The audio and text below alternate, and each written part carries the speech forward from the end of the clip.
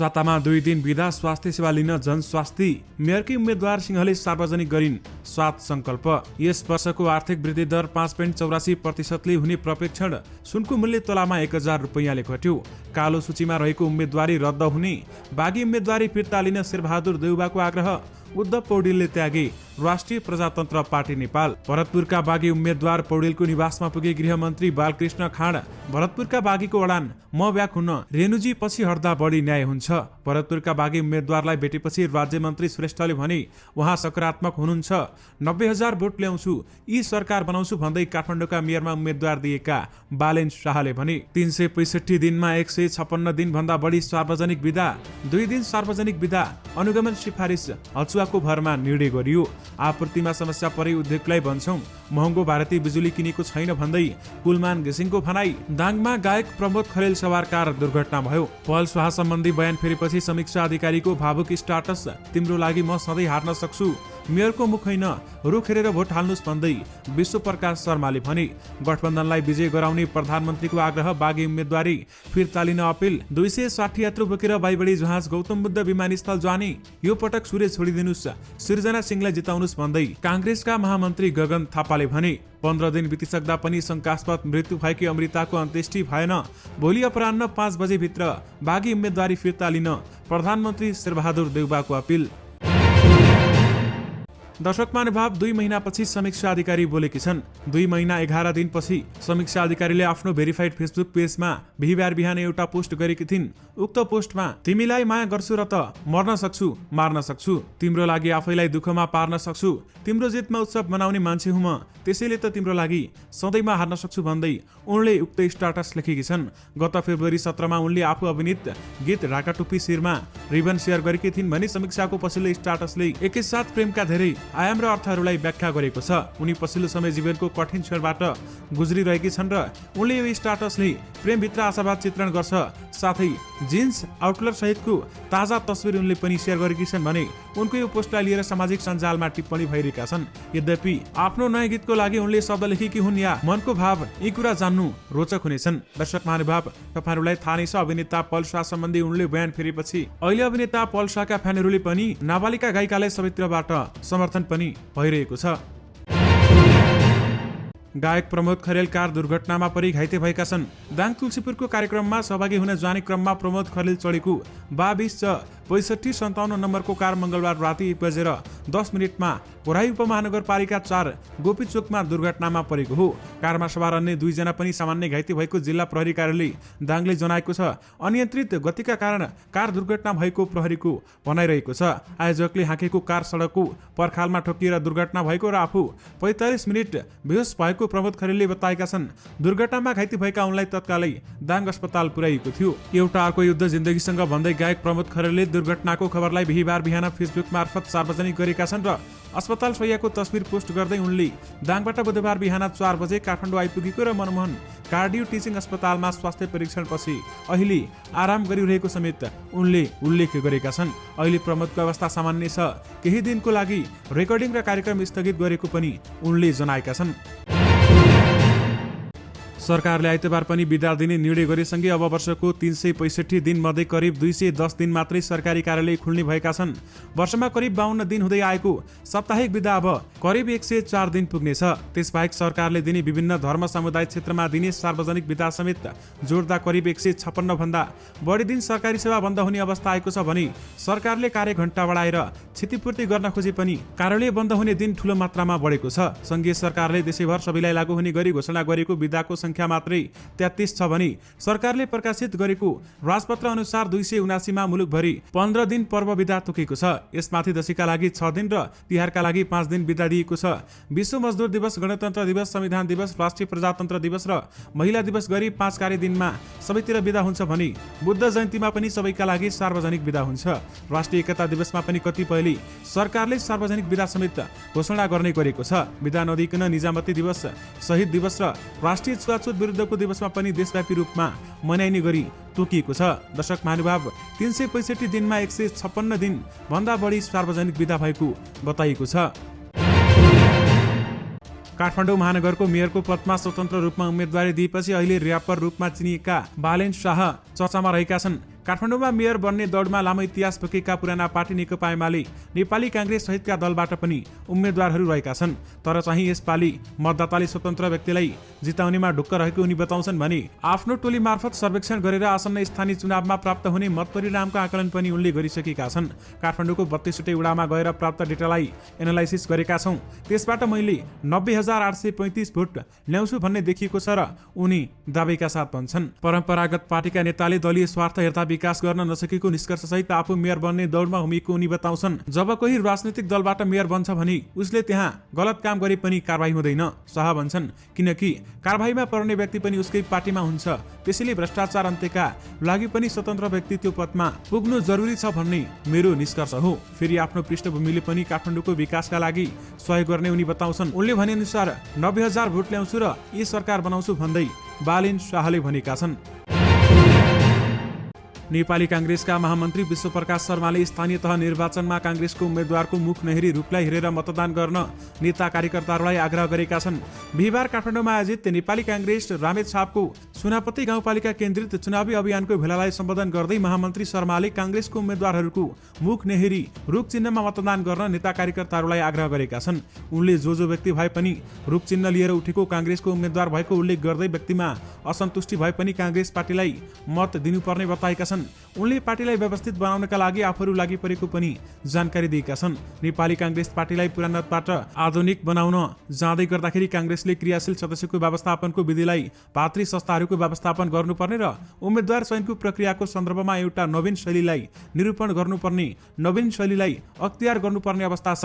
उनले भनेका छन्, हामीले केही अप्ठ्यारो पनि बेहोरिरहेका छौं। त्यसकारण देशभरि जो उम्मेद्वार बन्नुभएको छ, तपाईले चाहे बमोजिम बन्नुभएको छ, मापदण्ड पुर्याएर उम्मेद्वार चयन भएको छ, पनि नेपाली कांग्रेसको उम्मेद्वार कतिपय ठाउँमा प्रक्रिया मिलेन भन्ने भइरहेको छ भने उहाँ पनि नेपाली कांग्रेसको उम्मेद्वार। त्यसैले म अपिल गर्न र आग्रह गर्न चाहन्छु देशभरिका साथीहरूलाई, उम्मेद्वारी दर्ता भइसकेर टुङ्गोमा पुगिसकेको यो बेलामा अब मुख हेर्ने होइन, रुख हेर्ने हो र नेपाली कांग्रेस पार्टीलाई विजय बनाउनका लागि एकडिक्का भएर म लाग्न अपिल गर्न चाहन्छु भन्दै नेपाली कांग्रेसका महामन्त्री विश्वप्रकाश शर्माले भनेका छन्। प्रधानमन्त्री शेरबहादुर देउवाले स्थानीय निर्वाचनमा गठबन्धन दललाई विजयी गराउन आम मतदाताहरूलाई आग्रह गरेका छन्। बिहिबार विज्ञप्ति जारी गरी शेरबहादुर देउवाले लोकतन्त्र विरोधी र संविधानलाई कमजोर बनाउन सक्रिय प्रवृत्तिलाई परास्त गर्न 5 दलीय गठबन्धन बनेको भन्दै यसको पक्षमा मतदान गर्न आग्रह गरेका हुन्। 5 दलका बीचमा देशभर नै स्थानीय अवस्था अनुसार चुनावी तालमेल गर्ने, संविधान विरोधी तथा लोकतन्त्र विरोधी प्रवृत्तिलाई निर्वाचनको माध्यमबाट परास्त गरी स्थानीय तह निकायसम्म लोकतान्त्रिक र परिवर्तनकारी पक्षका उम्मेद्वारहरूलाई नेतृत्वमा निर्वाचित गरी स्थानीय तह नै लोकतन्त्रका आधार र स्तम्भहरूलाई मजबुत बनाउनु आजको सर्वाधिक आवश्यकता हो भन्दै उनले भनेका छन्। विज्ञप्तिमा उनले पार्टी र गठबन्धनका आधिकारिक उम्मेद्वारी विरुद्ध दर्ता भएको स्वतन्त्र उम्मेद्वारी फिर्ता लिन असन्तुष्टि नेता कार्यकर्ताहरूलाई आग्रह गरेका छन् भने एउटा योग्य साथी एउटा पदमा उम्मेद्वार बन्दै गर्दा अर्को उत्तिकै योग्य साथीले त्यो अवसर नपाइरहेको स्थिति प्रति म जानकार छु। उनले भनेका छन्, तर पार्टीको विजयका लागि साथीको उम्मेद्वारी नै मेरो उम्मेद्वारी भन्ने उच्चतम भावना राख्ने र नेपाली कांग्रेसको एकल उम्मेद्वारी भएको तह होस् या सत्ता गठबन्धनका दलहरूसँग तालमेल भएको तह, त्यहाँको विजय अभियानलाई त्याग, एकता र समर्पणका साथ सफल बनाउन म अपिल गर्दछु भन्दै उनले बताएका छन्। गत 33 गते राति शंकास्पद मृत्यु भएकी तिलोत्तमाको जानकीनगर स्थित अमृता खत्री टण्डनको अझै पनि अन्त्येष्टि हुन सकेको छैन।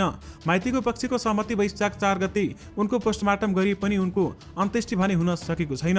रूपन्देही प्रशासनले निष्पक्ष छानबिन गर्ने प्रतिबद्धता जनाएपछि मृतकका माइती पक्ष पोस्टमार्टमका लागि सहमत भएका थिए भने अमृताको माइती पक्ष आन्दोलनमा छ भने घरतर्फका सबै हिरासतमा भएकाले अन्यलता बढाएको स्थानीय प्रशासनले बताएको छ। माइती पक्षको माग बमोजिमको प्रहरीको केन्द्रीय अनुसन्धान टोलीबाट घटनाको अनुसन्धान भइरहेको छ भने अब उहाँहरूले अन्त्येष्टि गरेर अनुसन्धानमा सघाउँदा राम्रो हुन्थ्यो, इलाका प्रहरी कार्यालय बुटवलका प्रमुख प्रहरी नायब परीक्षक ठग बहादुर केसीले बताएका छन्। मृतक श्रीमान सासु र ससुरा पनि परिवारका 3 जना अहिले प्रहरी हिरासतमा रहेका छन् भने घटनाको अनुसन्धान भइरहेको छ। त्यो बाहेक अरू काम अदालतमा हुने, हामीबाट हुने काम सबै भइसकेको छ भन्दै केसीले भनेका छन्। अमृताको माइती पक्षले भने सिद्धार्थ राजमार्गको बुटवल बेलैया सडक खण्डको जानकीनगरमा हरेक दिन अपराह्न 5 बजेदेखि बेलुकी 7 बजेसम्म नाराबाजी र दीप प्रज्वलन गर्दै आएका छन्। विशेष गरी 15 दिन बितिसक्दा पनि शंकास्पद मृत्यु भएकी अमृताको अन्त्येष्टि अहिलेसम्म हुन सकेको छैन। सरकारले जेठ 1 गतेदेखि शनिबार र आइतबार 2 दिन सार्वजनिक बिदा दिने निर्णय गरेपछि स्वास्थ्य संस्थाबाट उपलब्ध हुने सेवा के हुन्छ भन्ने धेरैको चासो रहेको छ, किनकि शिक्षा विज्ञान प्रविधि मन्त्रालयले स्कुल र कलेजहरू पनि सरकारी कार्यालय जस्तै 2 दिन बन्द हुने बताएको छ भने स्वास्थ्य तथा जनसङ्ख्या मन्त्रालयले भने लगातार 2 दिन ओपीडी सेवा बन्द नगर्ने पक्षमा रहेको छ। अन्य सरकारी सेवा सातामा 2 दिन बन्द भए पनि आइतबार अस्पतालका ओपीडी बन्द नगर्ने स्वास्थ्य मन्त्री विरोध खतिवडा बताउँछन् भने स्वास्थ्य सेवा अन्य सेवा जस्तो हुँदैन। सातामा 2 दिन कुनै पनि हालतमा ओपीडी बन्द गर्न मिल्दैन, मन्त्री खतिवडाले हामीसँग भनेका छन्। स्वास्थ्य सेवामा नियमित पाउनुपर्छ भन्ने हाम्रो धारणा हो भने यस विषयमा मन्त्रालयका सचिव लगायत अन्य स्वास्थ्य विज्ञसँग छलफल गर्छु भन्दै उहाँले बताउनु भएको छ। स्वास्थ्य संस्थाबाट उपलब्ध हुने सेवा कसरी व्यवस्थापन गर्ने भन्ने विषयमा छलफल भएपछि मात्रै निर्णय हुने मन्त्रालयकी प्रवक्ता डाक्टर सङ्गीता मिश्रा भन्छिन्। ओपीडी कसरी सञ्चालन गर्ने मन्त्रालयले केही सोच बनाउला। कर्मचारीले रुटिनमा काम गरेर भए पनि सेवा दिनुपर्ने हुन सक्छ। लगातार 2 दिन सार्वजनिक बिदा हुँदा बिरामी मारमा पर्ने भएकाले स्वास्थ्य सेवालाई निरन्तरता दिनुपर्ने अस्पताल व्यवस्थापक तथा जनस्वास्थ्य विज्ञहरू बताउँछन् भन्दै बताइएको छ। काठमाडौँ महानगरपालिकामा मेयरकी उम्मेद्वार सृजना सिंहले आफ्नो चुनावी घोषणा पत्र सार्वजनिक गरेकी छन्। बिहिबार पत्रकार सम्मेलन गरेकी सिंहले आफ्नो 7 सङ्कल्प सार्वजनिक गरेकी हुन् भने जसमा सेवा र सुशासन, स्वास्थ्य, शिक्षा तथा सामाजिक सुरक्षा, स्वच्छ र सफा सहर, दिगो पर्यटन, शहरी सुरक्षा, संस्कृति, सम्पदा र सभ्यता, सबल र समावेशी पूर्वाधार, स्वावलम्बी महिला, सबल युवा, सृजनशील महानगरवासी छन् भन्दै उनले यी 7 सङ्कल्प सार्वजनिक गरेकी हुन्। यदि म मेयर बने भने यी 7 सङ्कल्प सबै पूरा गर्नेछु भन्दै उनले वाचा समेत गरेकी छन्। आज सुनको मूल्य तोलामा 1000 रुपियाँले घटेको नेपाल सुनचाँदी व्यवसायी महासंघले जनाएको छ। अघिल्लो दिन प्रति तोला 79,000 रुपियाँमा कारोबार भएको छापावाला सुनको मूल्य आज भने 98,000 रुपियाँमा कायम भएको छ। यस्तै तेजाबी सुनको मूल्य 97,500 रुपियाँ तोकिएको छ भने चाँदीको मूल्य 1320 रुपियाँ कायम भएको छ। बुधबार तेजाबी सुन 98,500 र चाँदी 1340 रुपियाँमा कारोबार भएको थियो। विशेष गरी सुनको मूल्य तोलामा 1000 रुपियाँले घटेको छ। देशभरिका निर्वाचन अधिकृतले आज दिउँसोसम्ममा समानुपातिक तर्फ बन्द सूचीमा रहेकाहरूको नाम नहटेमा उम्मेदवारी मनोनयन पत्र अस्वीकार गर्ने भएका छन्। निर्वाचन आयोगले बिहिबार अपराह्नमा बन्दी सूचीबाट नाम हटेमा मनोनयन स्वीकार गर्न देशभरका निर्वाचन अधिकृतहरूलाई निर्देशन दिएको छ। त्यसैगरी विभिन्न कारणले कालो सूचीमा परेका 40,000 मध्ये कोहीले मनोनयन पत्र दर्ता गरेको भए त्यो समेत रद्द हुनेछ भने निर्वाचन कानुनमा उम्मेदवारी दिने योग्यता नपुग्ने विषयलाई आधार बनाएर कालो सूची तयार गरिएको हो। अदालतबाट पाएको सजाय भुक्तान नभएका बैंकको ऋण नतिरेकाहरू कालो सूचीमा पर्नेछन् भने आयोगले दलहरूको समानुपातिक बन्दी सूचीमा रहेकाहरूलाई कालो सूची भनेको छैन, बरु उनीहरूको नाम नै स्वीकार नहुने गरी सफ्टवेयर तयार पारेको छ। मनोनयन दर्ता गर्नु अघि मात्रै समानुपातिकको बन्दी सूचीबाट नाम हटेकामा मान्यता दिने निर्णय गरेको निर्वाचन आयोगले भनेको छ भने दाबी विरोधमाथि छानबिन गर्ने अन्तिम दिनसम्म त्यसलाई खुला राख्ने निर्णय समेत गरेको छ। विशेष गरी कालो सूचीमा रहेकाको उम्मेदवारी रद्द हुने बताइएको छ। राष्ट्रिय प्रजातन्त्र पार्टी नेपालका केन्द्रीय उपाध्यक्ष एवं आर्थिक विभाग प्रमुख उद्धव पौडेलले पार्टी परित्याग गरेको घोषणा गरेका छन्। पौडेलले पार्टी अध्यक्षलाई बुझाएको पत्रमा साधारण सदस्य समेत नरहने गरी पार्टी परित्याग गरिएको उल्लेख गरिएको छ भने राप्रपाबाट कमल थापा अलग भएर राप्रपा नेपालको नेतृत्व गरेपछि पौडेल पनि कमल थापातिरै लागेका थिए। पौडेल कमल थापा विश्वास पात्र भनेर चिनिन्थे, तर राप्रपाले राज संस्था नबोक्ने निर्णय गरेपछि र एमालेसँग सहकारी गर्ने नीति लिएपछि पौडेल असन्तुष्ट रहेका थिए। विशेष गरी उद्धव पौडेलले राष्ट्रिय प्रजातन्त्र पार्टी नेपाल परित्याग गरेका छन्। नेपाली कांग्रेसका नेता एवं गृहमन्त्री बालकृष्ण खाँड भरतपुर महानगरपालिकाको मेयरमा बाँकी उम्मेदवारी दिएका जगन्नाथ पौडेललाई भेट्न उनकै निवास पुगेका छन् भने खाँडलाई प्रधानमन्त्री समेत रहेका कांग्रेस सभापति शेरबहादुर देउवाले चितवन पठाएका हुन्। बुधबार साँझ जिल्लाका नेताहरूलाई भेटेर छलफल गरेका खाँड बिहिबार बिहान पौडेललाई भेट्न उनकै निवासमा पुगेका हुन्। त्यसअघि राज्यमन्त्री उमेश श्रेष्ठ पनि बाँकी उम्मेद्वार पौडेललाई भेट्न पुगेका थिए भने तर पौडेलले भने उम्मेदवारी फिर्ता नलिने अडान लिएका छन्। यानि कि भरतपुरका बाँकी उम्मेद्वार पौडेलको निवासमा गृहमन्त्री बालकृष्ण खाँड पुगेर बाँकी उम्मेदवारी फिर्ता लिन बताएका छन्। अन्तर्राष्ट्रिय बजारमा इन्धनको मूल्य आकाशिँदा नेपालमा यसको आयातका लागि खर्च हुने रकम अत्याधिक बढ्यो। एकातिर विदेशी विनिमय सञ्चित घटेको र अर्कोतिर आयात बढेको भन्दै नेपाल आयल निगमले अर्थ मन्त्रालयलाई सिफारिस गर्यो। सार्वजनिक तथा सरकारी सवारी साधनको प्रयोग कम गराउने उद्देश्यले शनिबार र आइतबार 2 दिन सार्वजनिक बिदा दिने व्यवस्था मिलाउने पनि गरायो। निगमका प्रवक्ता विनितमणि उपाध्यायका अनुसार यो सहित इन्धन खपत गर्ने 10 बुँदे प्रस्ताव समितिको सुझाव मात्र त्वरितमा दोस्रो सातामा वाणिज्य एवं निगमका अध्यक्ष गणेश पाण्डे मार्फत अर्थ मन्त्रालयमा पठाइएको समेत थियो। अर्थ मन्त्रालयमा भएको छलफलपछि यही प्रस्ताव मन्त्री परिषदमा पुगेर परीक्षणका रूपमा जेठ 1 गतेदेखि लागू हुने गरी आइतबार पनि सार्वजनिक बिदा दिने निर्णय भएको छ। तर एक दिन थप बिदा हुँदा इन्धनको खपत कति कम हुन्छ भन्ने अध्ययन न आयल निगमले गरेको छ न सरकारले। आयल निगमले सातामा 2 दिन बिदा दिँदा कम इन्धन खपत हुने अनुमान मात्र गरेको जनाएको छ भने आयल निगमका अनुसार अहिले देशभर मासिक 1,50,000 किलोलिटर डिजेल र 60,000 किलोलिटर पेट्रोल खपत रहेको छ, जसको अहिलेको मूल्य अनुसार लागत 30 अर्ब रुपैयाँ हाराहारी रहेको छ। त्यही अहिले सार्वजनिक बिदा भएकै कारण इन्धनको प्रयोगमा उल्लेख्य कमी आएको छैन र शनिबार बिदा भए पनि रातभर हुने इन्धनको औसत खपत हेर्दा खासै कमी नदेखिएको निगमका सहप्रवक्ता पुष्कर कार्कीले बताउनु भएको छ। यानि कि 2 दिने सार्वजनिक बिदा दिँदा अनुगमनमा सिफारिस गरिएको थियो भने अचुवाको भरमा निर्णय गरिएको पनि बताइएको छ। दर्शक महानुभाव, उद्योगमा केही दिनदेखि रातै विद्युत आपूर्तिमा समस्या रहेको छ। विद्युत पाएको बेलामा दिइरहेका छौं भन्दै कुलमान घिसिङले भनेका छन्। भएन भने पनि अघिल्लो दिन बेलुका 6 बजेदेखि भोलि यो समस्या हुन्छ भनेर जानकारी गराउँछौं। यति बजे काट्छौं भन्न सक्दैनौं, किनभने कति विद्युत ल्याउन सकिन्छ भन्ने टुङ्गो नै हुँदैन। कुनै बेलामा स्वीकृत लोड अनुसार नै 24 घण्टा विद्युत उपलब्ध गराएका छौं भने कुनै बेलामा 12 घण्टा 18 घण्टा दिनुपर्ने हुन्छ। आयातको आपूर्ति चाहिँ कसरी हुन्छ, सोही आधारमा उद्योगलाई विद्युत आपूर्ति हुन्छ। यो समस्या 10-15 जति होला जस्तो छ भन्दै बताएका छन् र त्यसैले केही समय आयो भने बेलुका बिहान केही ठाउँमा विद्युत कटौती गर्नुपर्ने अवस्था हुन सक्छ। यो लामो समय नहुन सक्छ। बिहारले पनि 1-2 दिनमा मिलाउँछौ भनेको छ। मिलेको बेलामा 1 घण्टा अगाडि जानकारी दिएर बिहारले विद्युत दिने रहेको छ भन्दै बताउनेछौं भन्दै उनले जानकारी दिएका छन् र आपूर्तिमा समस्या परेका उद्योगलाई महँगोमा भारतीय बिजुली किनेका छैनौं भन्दै उनले जानकारी पनि गराएका छन्।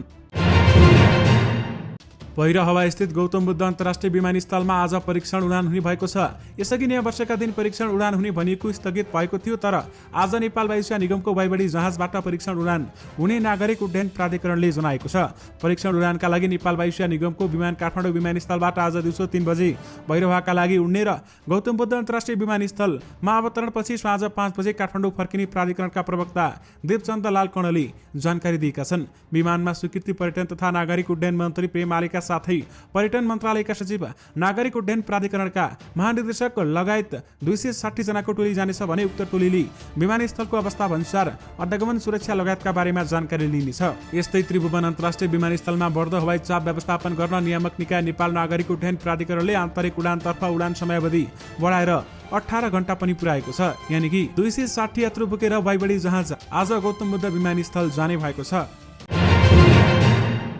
नेपाली कांग्रेसका महामन्त्री गगन कुमार थापाले यो पटक काठमाडौँ महानगरपालिकामा सृजना सिंहलाई जिताउन आग्रह गरेका छन्। बितेका 5 वर्षमा सुरेश चिन्हबाट जितेका मेयरको काम गरिरहेको बताउँदै उनले यस्तो बताएका हुन् भने बिहीबार मेयरकी उम्मेद्वार सृजना सिंहको संकल्प प्रस्ताव सार्वजनिक गर्ने कार्यक्रमलाई सम्बोधनका क्रममा थापाले भनेका छन्, छोडिदिनुस् यो पटक सूर्य, काठमाडौँमा सृजनालाई जिताउनुस्। उनले अर्को पटक सूर्यमा भोट हाल्न पनि काठमाडौँका महिलाहरूलाई अपिल गरेका छन् भने अघिल्लो पटक सूर्यलाई हाल्नुभयो, यो पटक छाड्नुस्, अर्को पटक हाल्नुहोला।